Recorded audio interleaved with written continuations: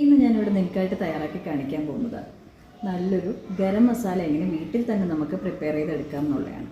നമുക്കറിയാം ഈ ഒരു മസാലക്കൂട്ട് നമുക്ക് ബിരിയാണിക്കായാലും ചിക്കൻ കറിക്കായാലും വെജിറ്റബിൾ കറിക്കായാലും എല്ലാം തയ്യാറാക്കാൻ കഴിയുന്നത് കൂടിയാണ്. എങ്ങനെയാണ് നമ്മുടെ കൈകൊണ്ട് തന്നെ നല്ല ഫ്ലേവറിൽ തയ്യാറാക്കുന്ന ഗരം മസാല തയ്യാറാക്കാമെന്ന് കണ്ടു നോക്കാം.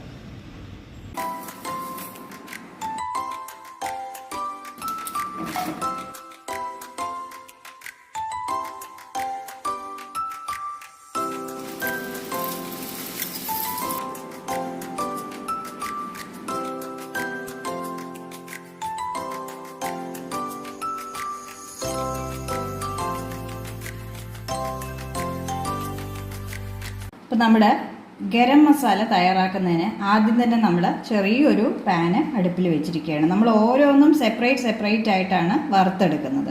ആദ്യം തന്നെ പെരിഞ്ജീരകമാണ് ചേർക്കാൻ പോകുന്നത്. പെരിഞ്ജീരകം വന്നിട്ട് ഞാനിപ്പം ഹീബ്ഡ് ആയിട്ട്, അതായത് കുമിച്ചെടുത്തിരിക്കുകയാണ്. കുമിച്ചെടുത്തില്ല എന്നുണ്ടെങ്കിൽ അരക്കപ്പും അതിൽ കൂടെ തന്നെ നമുക്ക് 2 ടേബിൾ സ്പൂണും കൂടെ ചേർത്ത് കൊടുക്കേണ്ടതാണ്. എല്ലാം സെപ്പറേറ്റ് ആയിട്ട് നമ്മൾ വറുക്കുന്നതാണ് നല്ലത്. കാരണം ഓരോന്നിനും ഒരു ടൈമിംഗ് ആണ്. അപ്പോൾ ഇത് ചെറുതായിട്ടൊന്ന് പൊട്ടി വരുന്നത് വരെ നമ്മൾ ഒന്ന് ചെറുതിയിലിട്ട് ഒന്ന് മൂപ്പിച്ചെടുക്കണം. കണ്ടോ, പെരിഞ്ജീരകം പൊട്ടി വന്ന് നല്ലൊരു മണം വരുന്നുണ്ട്. അത് മൂത്ത് വന്നതിൻ്റെ ഒരു മണം. ഈ സമയം നമ്മൾ പാനിൽ നിന്ന് അങ്ങോട്ട് മാറ്റി വയ്ക്കാം. നമ്മൾ ഇത് തണുക്കാനായിട്ട് നിരത്തി ഒന്ന് വയ്ക്കണം. ഇതിലേക്ക് ഞാനിനി 1/4 കപ്പ് ഗ്രാമ്പൂ ചേർത്ത് കൊടുക്കുകയാണ്. അത് നമുക്ക് അതുപോലെ ഒന്ന് മൂപ്പിച്ചെടുക്കാം. ഗ്രാമ്പൂ ഇവിടെ ആയിക്കഴിഞ്ഞു. അതിൻ്റെ നല്ലൊരു മണം വരുന്നുണ്ട്. നമുക്കത് അങ്ങോട്ട് മാറ്റി വയ്ക്കാം.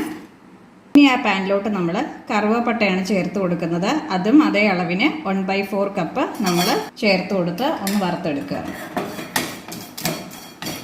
ഇതിനൊന്നും അത്രയ്ക്ക് സമയമില്ല, പെട്ടെന്ന് അങ്ങ് വറുത്തെടുക്കേണ്ടതാണ്.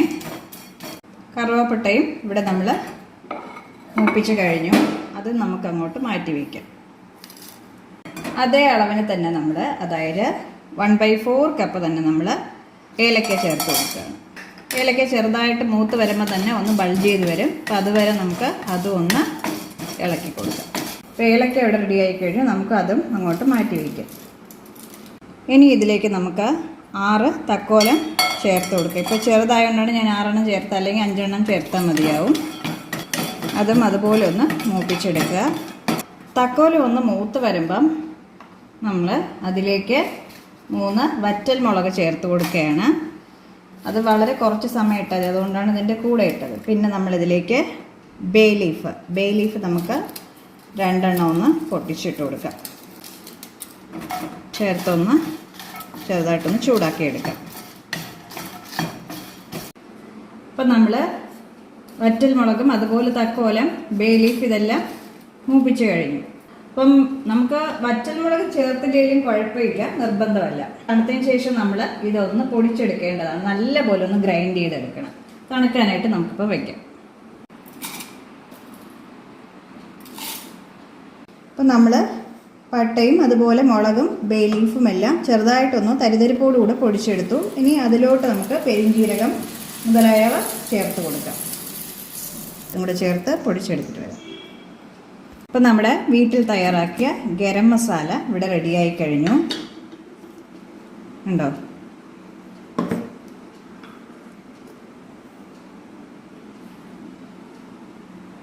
അപ്പം ഇനി നമ്മളിത് ചെറിയൊരു ബൗളിലോട്ടൊന്ന് ആക്കിയതിന് ശേഷം, തണുത്തതിന് ശേഷം നമ്മൾ ഇത് വേറെ ബോട്ടിലോ എന്തെങ്കിലും ആക്കാവും.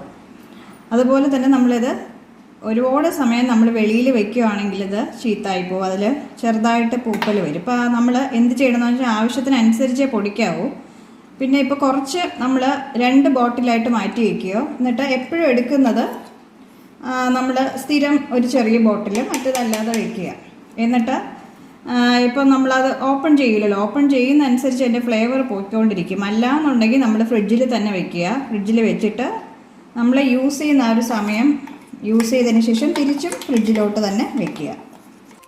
അപ്പം നമ്മുടെ വീട്ടിൽ തയ്യാറാക്കിയ ഗരം മസാല ഇവിടെ റെഡിയായി കഴിഞ്ഞു. നമ്മൾ ഈ ഒരു ഗരം മസാല തയ്യാറാക്കുന്നതിന് മടിച്ചാണ് പലപ്പോഴും നമ്മൾ കടയിൽ പോയി ഇൻസ്റ്റൻ്റായിട്ട് മേടിക്കുന്നത്. ഇതുപോലെ തയ്യാറാക്കി വെച്ചാൽ നമുക്ക് തന്നെ അറിയാം അതിൽ അധികം വേറെ ഒന്നും ചേർത്തിട്ടില്ല എന്നുള്ളത്. പിന്നെ മാത്രമല്ല നമുക്ക് ഇത് കുറുമ, അതുപോലെ തന്നെ നമ്മുടെ ചിക്കൻ കറി, ബീഫ് കറി, ബിരിയാണി, ഇതിലെല്ലാം നമുക്ക് ചേർക്കാനും കഴിയുന്നതാണ്.